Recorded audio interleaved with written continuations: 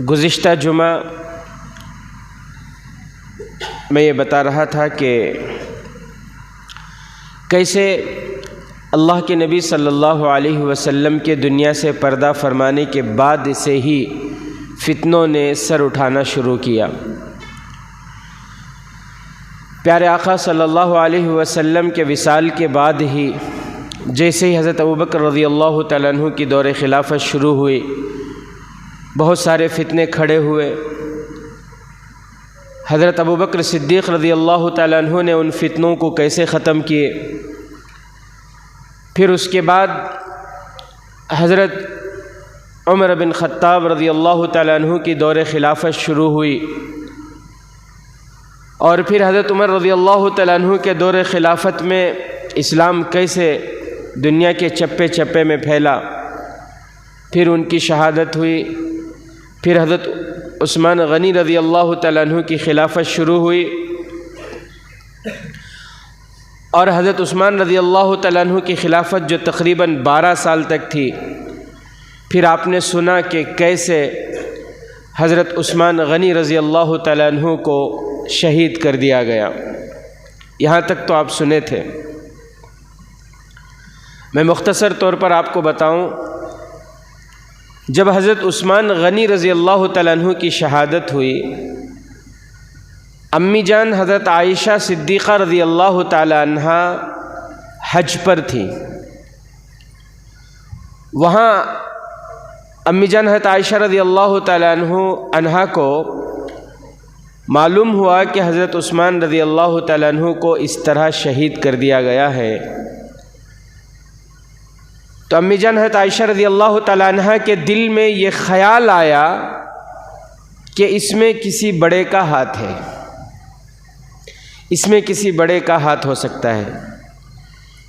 یہ کوئی معمولی بات نہیں، یہ کوئی آدمی یہ کر نہیں سکتا کسی بڑے کے سپورٹ کے بغیر، کسی بڑے کی مدد کے بغیر، کسی بڑے کے تعاون کے بغیر اتنی ہمت کسی کے اندر نہیں ہو سکتی۔ بہرحال یہ ان کا ایک خیال تھا۔ وہ حج سے سیدھا بصرہ کو چلے گئی، اور بصرہ میں جانے کے بعد پھر ایک لشکر تیار کی۔ ادھر حضرت علی رضی اللہ تعالیٰ عنہ نے خلافت کا اعلان فرمایا، اور پھر خلافت کے اعلان کے بعد حضرت علی رضی اللہ تعالیٰ عنہ کے ہاتھ پر لوگوں نے بیعت شروع کی۔ ادھر ایک لشکر تیار ہوا، اور ادھر حضرت علی رضی اللہ تعالیٰ عنہ کوفہ اور بصرہ کو حضرت حسن رضی اللہ تعالیٰ عنہ اور ایک صحابی، ان کو دونوں کو بھیجا کہ جاؤ اور جا کر کوفہ والوں کو اور بصرہ والوں کو بتاؤ کہ میری خلافت شروع ہو چکی ہے۔ ادھر تو لشکر تیار تھا، اور پھر جیسے معلوم ہوا ادھر بھی لشکر تیار ہوا، اور دونوں کا آمنا سامنا ہوا۔ حضرت امی جان عائشہ صدیقہ رضی اللہ تعالیٰ عنہ کا ایک لشکر، حضرت علی رضی اللہ تعالیٰ عنہ کا ایک لشکر، اور پھر ایک جنگ ہوئی جس جنگ کو دنیا جنگ جمل کے نام سے جانتی ہے۔ لیکن یہ جنگ بہت دیر تک نہیں ہوئی، بہت مختصر وقت میں بہت جلدی یہ جنگ ختم ہو گئی۔ پھر ادھر کیا ہوا، حضرت معاویہ رضی اللہ تعالیٰ عنہ، ان کو بھی یہ خیال ہوا۔ اچھا، وہ جو جنگ ختم ہوئی، حضرت علی رضی اللہ تعالیٰ عنہ نے امی جان حضرت عائشہ رضی اللہ تعالیٰ عنہ سے فرمایا کہ آپ امہات المومنین ہیں، آپ ہمارے نبی حضرت محمد مصطفیٰ صلی اللہ علیہ وسلم کی بیوی ہیں، زوجہ محترمہ ہیں، امہات المومنین ہیں، آپ دنیا میں بھی اور آخرت میں بھی ساری امت کی ماں ہیں۔ لیکن افسوس کہ آپ کو ایک غلط فہمی ہوئی، آپ کو غلط فہمی ہوئی۔ بہرحال ادھر حضرت معاویہ رضی اللہ تعالیٰ عنہ کو بھی یہ گمان ہوا، یہ خیال ہوا کہ حضرت علی رضی اللہ تعالیٰ عنہ حضرت عثمان رضی اللہ تعالیٰ عنہ کے شہید کرنے میں حضرت علی رضی اللہ تعالیٰ عنہ کا بھی ہاتھ ہے۔ کیوں؟ اس لیے کہ حضرت عثمان رضی اللہ تعالیٰ عنہ کو جو شہید کیے وہ لوگ حضرت علی رضی اللہ تعالیٰ عنہ کے ساتھ ہیں، انہوں نے بیعت کر لی حضرت علی رضی اللہ تعالیٰ عنہ سے۔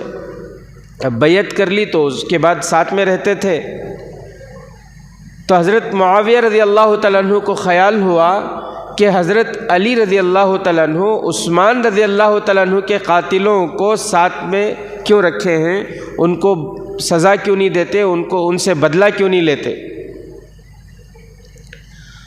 حضرت معاویہ رضی اللہ تعالیٰ عنہ ایک لشکر تیار کیے،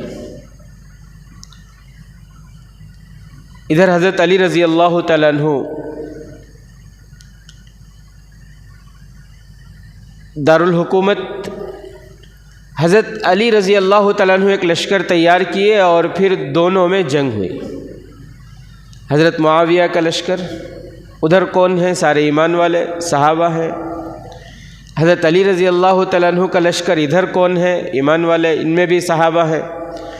اور پھر ایک جنگ ہوئی، آمنا سامنا ہوا، اور ایک جنگ ہوئی جسے جنگ صفین کہا جاتا ہے، جس میں بہت سے صحابہ بھی شہید ہوئے۔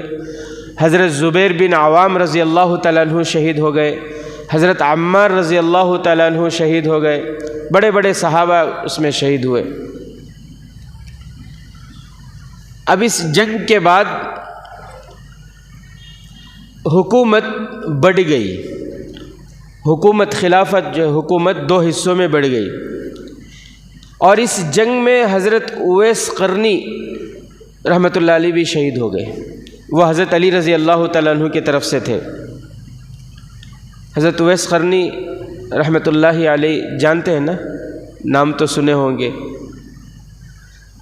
مسلم شریف میں ہے، اللہ کے نبی صلی اللہ علیہ وسلم نے حضرت عمر رضی اللہ تعالیٰ عنہ سے فرمایا تھا کہ عمر، یمن میں ایک قبیلہ ہے، قبیلہ مراد، اس کے ضمن میں ایک قبیلہ ہے قرن، اس قبیلے میں ایک شخص ہے جس کا نام ہے اویس، اگر تمہاری ان سے ملاقات ہو تو تم ان سے اپنی مغفرت کی دعا کروا لو۔ اللہ کے نبی صلی اللہ علیہ وسلم حضرت عمر رضی اللہ تعالیٰ عنہ سے فرمائے تھے، تو حضرت عمر رضی اللہ تعالیٰ عنہ کی عادت شریفہ تھی، ہر سال حج کے موقع پر پوچھتے تھے، لوگوں سے معلوم کرتے تھے۔ ایک مرتبہ ایسا ہوا کہ حج کے موقع پر ان کے چچا زاد بھائی ہیں، حضرت اویس کے چچا زاد بھائی، ان سے پوچھ لیے کہ تمہیں اویس قرنی کے بارے میں معلوم ہے کیا؟ مسلم شریف کی حدیث ہے کہ وہ جو چچا زاد بھائی تھے انہوں نے کہا کہ ان کو تو میں جانتا ہوں، اور وہ مالدار تھے، چچا زاد بھائی جو تھے وہ مالدار تھے۔ انہوں نے جب دیکھا کہ امیر المومنین اور ایک غریب کو لوگ کیا سمجھتے ہیں کہ یہ بیکار ہیں، بالکل کسی کام کے نہیں ہیں، نہ دوستی کے لائق ہیں، نہ رشتے کے لائق ہیں، نہ ہی سلام کلام کے لائق ہیں۔ کیوں؟ اس لیے کہ یہ کیا ہیں؟ غریب ہیں۔ تو انہوں نے کہا کہ امیر المومنین میں جانتا ہوں، وہ بالکل بیکار ہے، وہ میرا بھائی ہے، چچا زاد بھائی ہے، وہ بالکل غریب ہے، بیکار ہے، آپ کو کیا ہے اس سے؟ حضرت عمر رضی اللہ تعالیٰ عنہ نے فرمایا، ان کے مقام کو بتایا، مرتبے کو بتایا، اور پھر اللہ کے نبی صلی اللہ علیہ وسلم نے حضرت اویس کے بارے میں جو فضیلتیں بتائی تھی وہ فضیلتیں بتائی، تب جا کر ان کے چچا زاد بھائی کو سمجھ میں آیا کہ ہمارے بھائی اویس کا کیا مقام ہے، کیا مرتبہ ہے بول کر۔ بہرحال حضرت اویس قرنی رحمۃ اللہ علیہ اپنے والدین کی خدمت کی وجہ سے حضور صلی اللہ علیہ وسلم کی خدمت میں آ نہیں سکے، حاضر نہیں ہو سکے، ورنہ وہ حضور صلی اللہ علیہ وسلم کے زمانے میں تھے۔ اللہ کے نبی صلی اللہ علیہ وسلم نے فرمایا کہ والدین کی خدمت کی وجہ سے وہ میری خدمت میں حاضر نہیں ہو سکے، اگر حاضر ہو جاتے تو وہ بھی صحابی ہوتے۔ تو صحابہ کے بعد تابعین سے پہلے اگر درجہ ہے صحابہ کے بعد کسی کا تابعین سے بھی بڑا درجہ تو وہ حضرت اویس قرنی رحمۃ اللہ علیہ کو ہے۔ بہرحال حضرت اویس قرنی رحمۃ اللہ علیہ حضرت عمر رضی اللہ تعالیٰ عنہ اس سال جب انہوں نے ان کے چچا زاد بھائی سے پوچھا، پھر انہوں نے بتا دیا۔ پھر جب حضرت اویس قرنی رحمۃ اللہ علیہ حج کے لیے آئے تو حضرت عمر رضی اللہ تعالیٰ عنہ حضور صلی اللہ علیہ وسلم نے جو نشانیاں بتائی تھی وہ ساری نشانیاں ان میں موجود تھیں۔ اللہ کے نبی نے یہ بھی بتایا تھا، مسلم شریف میں ہے کہ ان کو برس کی بیماری ہوگی، برس جو سفید سفید چٹے ہو جاتے، تو وہ برس کی بیماری ان کو ہو کر ختم ہو گئی تھی، ایک دو نشانات تھے تو وہ نشانی بھی مکمل ہو گئی۔ تو حضرت عمر رضی اللہ تعالیٰ عنہ ان سے مل کر دعا کی درخواست کرتے ہیں کہ میرے لیے دعا کیجیے۔ حضرت اویس قرنی رحمۃ اللہ علیہ ان کے لیے دعا کرتے ہیں۔ پھر حضرت عمر رضی اللہ تعالیٰ عنہ امیر المومنین ہیں، حضرت اویس قرنی رحمۃ اللہ علیہ سے کہتے ہیں کہ مجھے کچھ نصیحت کیجیے۔ کیا فرماتے ہیں؟ مجھے کچھ نصیحت کیجیے۔ حضرت اویس قرنی رحمۃ اللہ علیہ فرماتے ہیں کہ کیا آپ اللہ کو پہچانتے ہو؟ پوچھتے ہیں کیا آپ اللہ کو پہچانتے ہو؟ حضرت عمر رضی اللہ تعالیٰ عنہ نے فرمایا کہ جی میں اللہ کو پہچانتا ہوں، میں اللہ کو جانتا ہوں۔ حضرت اویس قرنی رحمۃ اللہ علیہ نے فرمایا کہ اگر تم اللہ کو جانتے ہو پھر تمہیں کسی اور کو جاننے کی ضرورت نہیں ہے۔ اگر تم اللہ کو جانتے ہو تو پھر کسی اور کو جاننے کی ضرورت نہیں ہے۔ تم نے اللہ کو جان لیا مطلب سب کچھ جان لیا۔ پھر اس کے بعد دوسری بات حضرت اویس قرنی رحمۃ اللہ علیہ نے پوچھا کہ اچھا یہ بتاؤ کیا اللہ تم کو پہچانتا ہے؟ کیا اللہ تم کو پہچانتا ہے؟ حضرت عمر رضی اللہ تعالیٰ عنہ نے فرمایا کہ ہم اس کے بندے، وہ خالق ہم مخلوق، وہ آقا ہم غلام ہیں، اللہ بندوں کو کیوں نہیں جانتا؟ اللہ مجھے پہچانتا ہے۔ دوسرا سوال یہ تھا کہ کیا اللہ تم کو پہچانتا ہے؟ حضرت عمر رضی اللہ تعالیٰ عنہ نے فرمایا کہ جی ہاں اللہ مجھے پہچانتا ہے، اللہ مجھے جانتا ہے۔ تو حضرت اویس قرنی رحمۃ اللہ علیہ نے فرمایا کہ اللہ جب تمہیں پہچانتا ہے تو پھر دنیا میں تمہیں پریشان ہونے کی کوئی ضرورت نہیں ہے۔ تم اللہ کو جانتے ہو، اللہ تم کو جانتے ہیں۔ جب دونوں ایک دوسرے کو جانتے ہیں پھر تمہارا معاملہ اللہ کے ساتھ بہتر رہے گا، اچھا رہے گا، تمہارے معاملات اللہ کے ساتھ اچھے ہونے چاہیے۔ بہرحال تو حضرت اویس قرنی رحمۃ اللہ علیہ کے بارے میں آتا ہے کہ اسی جنگ میں، جنگ صفین میں وہ شہید ہو گئے۔ اس کے بعد حکومت دو حصوں میں بڑھ گئی۔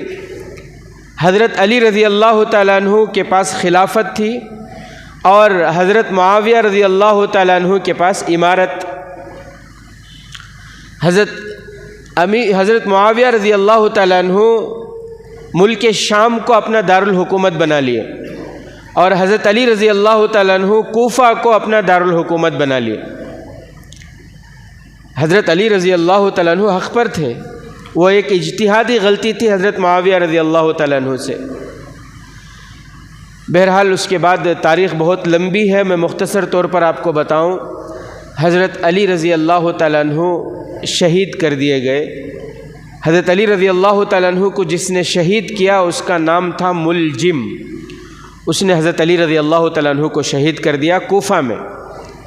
حضرت علی رضی اللہ تعالیٰ عنہ کی شہادت کے بعد ادھر حضرت معاویہ رضی اللہ تعالیٰ عنہ کو لوگوں نے اکسانا شروع کیا کہ حضرت علی تو دنیا سے چلے گئے، ان کا تو انتقال ہو گیا، اب کہیں حضرت حسین نہ بیٹھ جائیں، اس لیے حضرت حسین کو حضرت حسن، حضرت بڑے بھائی حضرت حسن رضی اللہ تعالیٰ عنہ کو حضرت علی رضی اللہ تعالیٰ عنہ کے انتقال کے فوراً بعد حضرت حسن رضی اللہ تعالیٰ عنہ اپنے والد کی خلافت سنبھال لی۔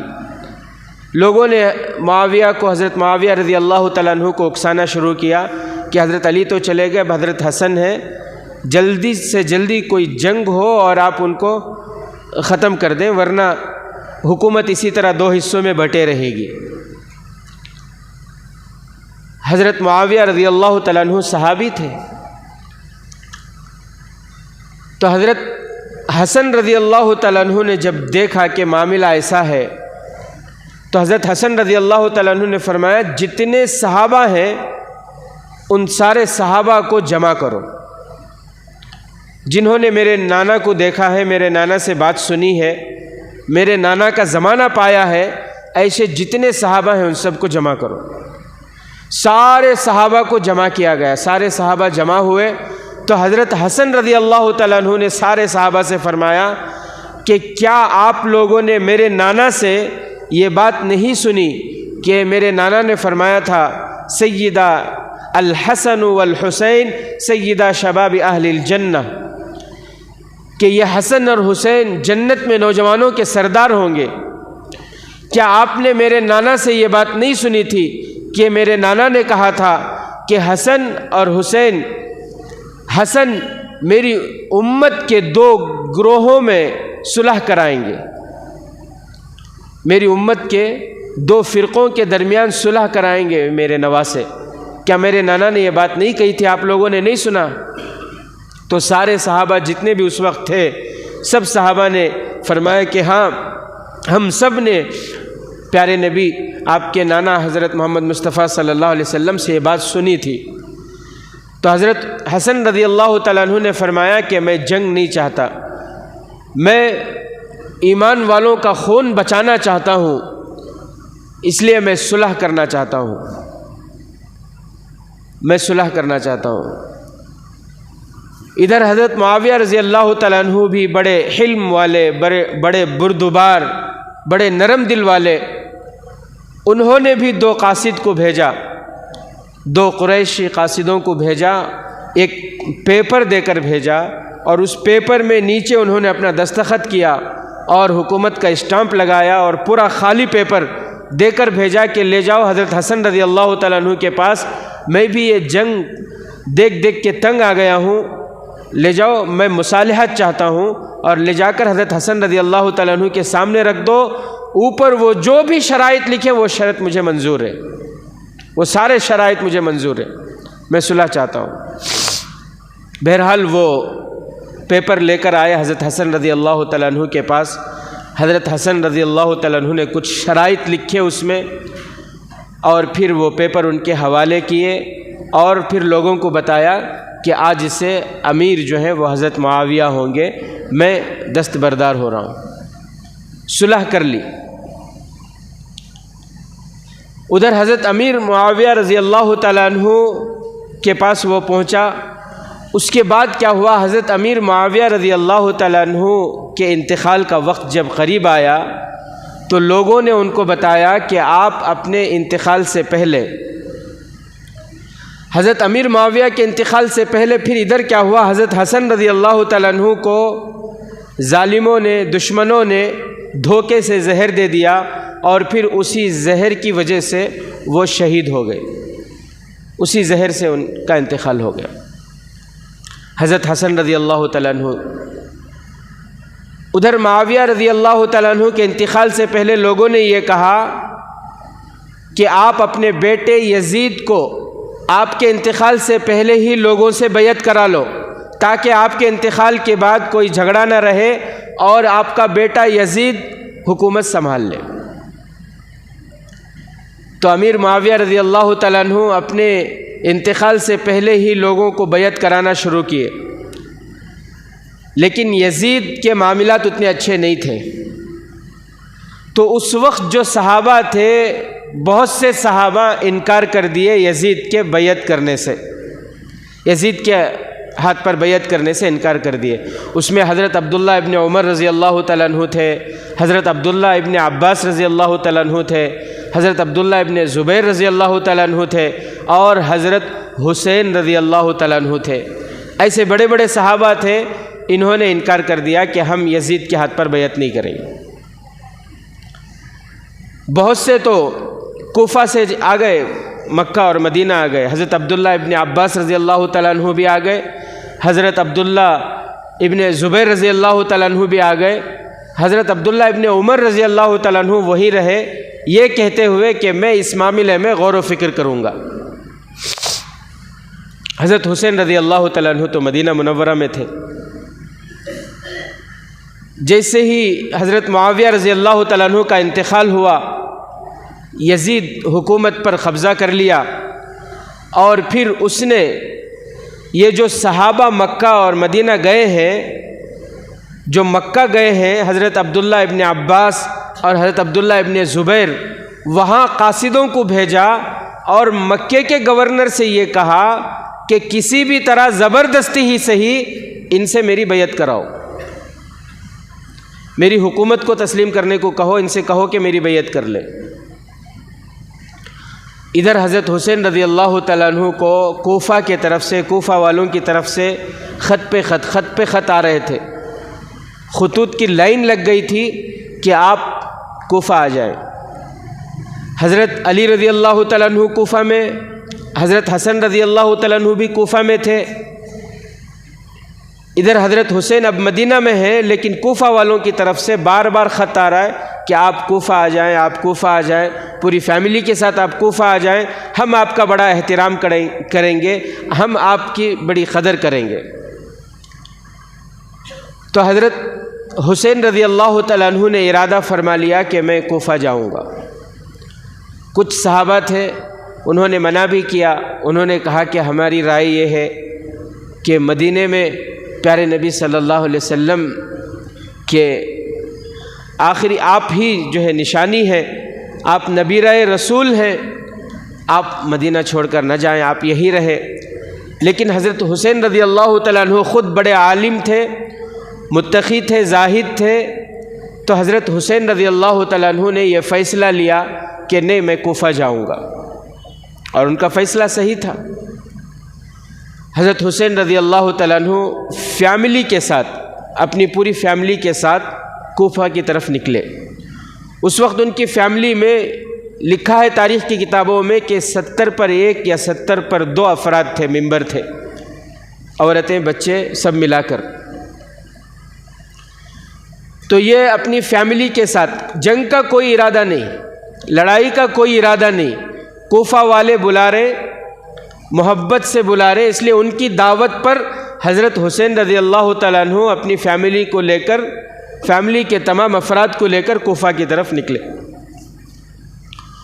ادھر کوفہ میں یزید کا جو گورنر تھا عبید اللہ بن زیاد اس کا نام تھا، وہ 1 نمبر کا شریر تھا، اور وہ اس کے دل میں حضرت حسین رضی اللہ تعالیٰ عنہ کی دشمنی تھی۔ وہ چاہتا تھا کہ یزید ہی حکومت پر رہے، یزید ہی حکومت پر قابض رہے، حضرت حسین کو حکومت مل جائے وہ ہرگز نہیں چاہتا تھا۔ ادھر جب حضرت حسین رضی اللہ تعالیٰ عنہ نکلے ہیں تو دریائے فرات کے پاس اس نے ایک لشکر لے کر آیا اور وہیں پر حضرت حسین رضی اللہ تعالیٰ عنہ کو روک دیا۔ حضرت حسین، لڑائی کا تو کوئی ارادہ نہیں تھا، حضرت حسین رضی اللہ تعالیٰ عنہ بولتے رہے، 3 سے 4 مرتبہ اس کو سمجھائے کہ بھئی لڑائی کے کوئی ارادہ نہیں، میں یزید سے ملنا چاہتا ہوں، میں یزید سے ملاقات کرنا چاہتا ہوں، میں اسے کچھ باتیں سمجھانا چاہتا ہوں، بس میں چلا جاؤں گا۔ لیکن عبید اللہ اس نے جو ہے وہ راستہ روکا، اور پھر آپ جانتے ہیں واقعہ کربلا پیش آیا۔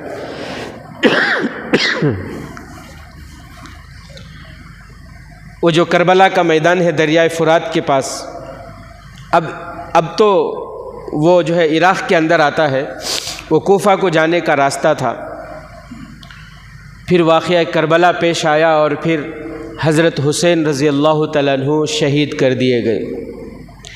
شیخ الاسلام ابن تیمیہ رحمۃ اللہ علیہ نے ایک کتاب لکھی ہے منہاج سنت النبویہ للرد الرافضیہ والقدریہ، اس میں انہوں نے لکھا ہے ان حسین قتل مظلوما، کہ حضرت حسین رضی اللہ تعالیٰ عنہ مظلوم شہید ہوئے، مظلوم، جنگ کا کوئی ارادہ نہیں تھا، وہ کوفہ والوں کی دعوت پر جا رہے تھے، تو حضرت حسین رضی اللہ تعالیٰ عنہ کو ظلماً شہید کر دیا گیا۔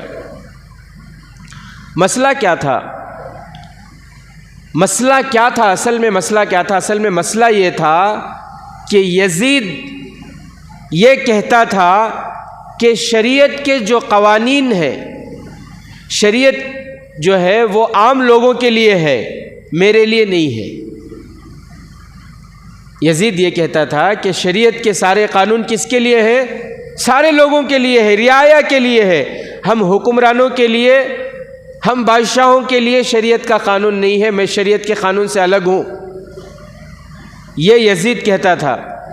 اور حضرت حسین رضی اللہ تعالیٰ عنہ یہ کہتے تھے کہ نہیں، شریعت سب کے لیے ہے، شریعت سب کے لیے برابر ہے، چاہے امیر ہو، چاہے غریب ہو، چاہے بادشاہ ہو، چاہے رعایا ہو، سب کے لیے شریعت برابر ہے۔ حضرت حسین رضی اللہ تعالیٰ عنہ نے خط بھی لکھا تھا یزید کو، جس میں حضرت حسین رضی اللہ تعالیٰ عنہ نے یہ لکھا تھا کہ یزید، کیا تمہیں نہیں معلوم کہ ایک مرتبہ خزیمہ قبیلے کی ایک لڑکی نے چوری کی تھی اور اس کی چوری ثابت ہو گئی، تو اللہ کے نبی صلی اللہ علیہ وسلم نے سزا کے طور پر اس کے ہاتھ کاٹنے کے لیے آگے بڑھے، کچھ لوگوں نے ہمدردی جتائی، تو اللہ کے نبی صلی اللہ علیہ وسلم نے فرمایا کہ لوگوں، لو سرقت فاطمہ بنت محمد لقطعت یدہا، اگر خزیمہ کی جگہ اس عورت کی جگہ میری بیٹی فاطمہ بھی نے اگر چوری کی ہوتی اور اس کی چوری ثابت ہو جاتی تو میں اپنی بیٹی کا بھی ہاتھ کاٹ دیتا۔ شریعت سب کے لیے ہے۔ تو حضرت حسین رضی اللہ تعالیٰ عنہ اسی بات پر تھے کہ شریعت تمہارے لیے الگ، رعایا کے لیے الگ، ایسا نہیں ہے، شریعت سب کے لیے تھے، سب کے لیے برابر ہے، اسی بات پر جمے ہوئے تھے، اور اسی بات کی وجہ سے ظلماً ان کو شہید کر دیا گیا۔ آج میرے عزیز ساتھیوں، ہم لوگ حضرت حسین رضی اللہ تعالیٰ عنہ کے اس داستان کو بیان کرتے ہیں، سنتے ہیں، حضرت حسین رضی اللہ تعالیٰ عنہ سے محبت کا اظہار بھی کرتے ہیں، لیکن کیا حضرت حسین رضی اللہ تعالیٰ عنہ کا وہ پیام ہماری زندگی میں ہے؟ کیا شریعت کو ہم نے اپنایا؟ کیا شریعت آج ہماری شادیوں میں ہے؟ کیا شریعت آج ہمارے چہرے میں ہے؟ کیا شریعت آج ہمارے گھروں میں ہے؟ یا ہم نے بھی یزید کی طرح یہ کہنا شروع کر دیا کہ نہیں، وہ چہرے میں شریعت خالی مولوی صاحب کے واسطے، خالی جماعت والے وہ چہرے پہ شریعت لے کہنا سو میرے واسطے کیا بھی نہیں۔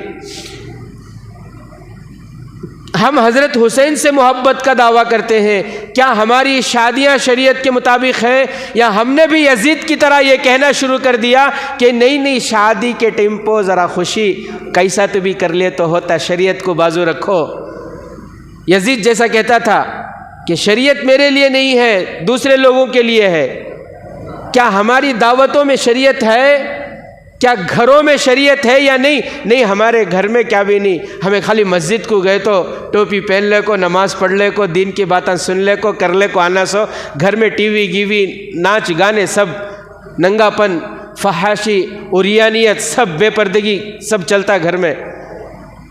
ہم یزید کی طرف ہیں یا حسین کی طرف ہیں؟ بھئی کس کی طرف ہیں ہم؟ اگر حضرت حسین کی طرف ہیں تو ہم کامیاب ہیں، ہم حق پر ہیں، ہم دین پر ہیں۔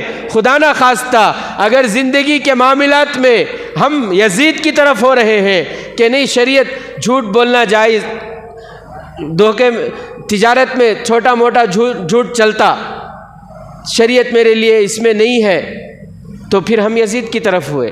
شادیوں میں فضول خرچی جائز، ویڈیو گرافی جائز، تو ہم یزید کی طرف ہوئے۔ شادیوں میں بے پردگی جائز، تو ہم یزید کی طرف ہوئے۔ دنیا میں جس معاملے میں بھی ہم شریعت سے ہٹتے ہیں، ہم یزید کی طرف چلے جاتے ہیں، اور جب یزید کی طرف گئے تو پھر ہم حضرت حسین کے مخالفت والوں میں گئے، حضرت حسین کے دشمنوں میں گئے، اور حضرت حسین کی دشمنی میں جو جائے گا وہ کامیاب ہوگا، وہ دنیا میں بھی ناکام ہوگا، آخرت میں بھی ناکام ہوگا۔ اس لیے آج ہم سب ارادہ کریں، دیکھیں محرم کا مہینہ ہے، ہم محبت کا دعویٰ کرتے ہیں، ماں باپ سے ہمیں محبت ہوتی ہے، ماں باپ کے انتقال کے بعد قرآن خوانی کراتے ہیں، قرآن پڑھ کے ہم ماں باپ کو ایصال ثواب کرتے ہیں، صدقہ دے کر ہم ماں باپ کو ایصال ثواب کرتے ہیں، غریبوں کو کھلا کر ہم ماں باپ کو اس کا ثواب پہنچاتے ہیں۔ کیوں؟ اس لیے کہ ماں باپ سے محبت ہے، اس لیے ماں باپ کی مغفرت کی، ماں باپ کو ثواب پہنچا رہے ہیں۔ حضرت حسین رضی اللہ تعالیٰ عنہ سے کیسی محبت، محرم کا مہینہ آیا اور اس کے باوجود بھی ہم نے ان کے لیے قرآن نہیں پڑھا، ہم نے ان کے نام سے کوئی صدقہ نہیں کیا، تو پھر حضرت حسین سے کیسی محبت ہوئی؟ ہمارے جو بزرگان دین گزرے ہیں، جیسے شیخ الاسلام حضرت مولانا شیخ الحدیث حضرت مولانا زکریا رحمۃ اللہ علیہ، وہ خود محرم کے مہینے میں قرآن پڑھتے تھے اور پڑھ کر حضرت حسین رضی اللہ تعالیٰ عنہ کے لیے ایصال ثواب کرتے تھے۔ وہ تو بخشے بخشائے ہیں، وہ تو جنت کے نوجوانوں کے سردار ہیں، ان کو تو ثواب کی کوئی ضرورت نہیں، لیکن لسٹ میں ایصال ثواب کی لسٹ میں ہمارا نام آئے گا تو ہماری مغفرت ہو جائے گی، ہمارا بیڑا پار ہو جائے گا۔ ضرورت ان کو نہیں، ضرورت ہمیں ہے۔ اس لیے ابھی محرم کے چند دن کم سے کم باقی ہیں، ان دنوں میں جتنا زیادہ ہو سکے قرآن کریم کی تلاوت کریں، درود شریف پڑھیں، یا قرآن جتنا بھی آپ کو آتا ہے پڑھیں، اور پڑھ کر حضرت حسین رضی اللہ تعالیٰ عنہ کے ایصال ثواب کی نیت کریں گے بھی انشاءاللہ، یا اب صدقہ کریں ان کے نام سے، خیرات کریں ان کے نام سے، اور وہ ثواب حضرت حسین رضی اللہ تعالیٰ عنہ کے ایصال کے لیے آپ نیت کر لیں۔ اللہ سے دعا ہے کہ اللہ تبارک و تعالی ہم تمام کو حضرت حسین رضی اللہ تعالیٰ عنہ کی سچی محبت نصیب فرمائے۔ اللہ تعالی ہم تمام کو حضرت حسین رضی اللہ تعالیٰ عنہ کے پیغام پر جینا مرنا نصیب فرمائے۔ آمین وآخر دعوانا الحمدللہ رب العالمین۔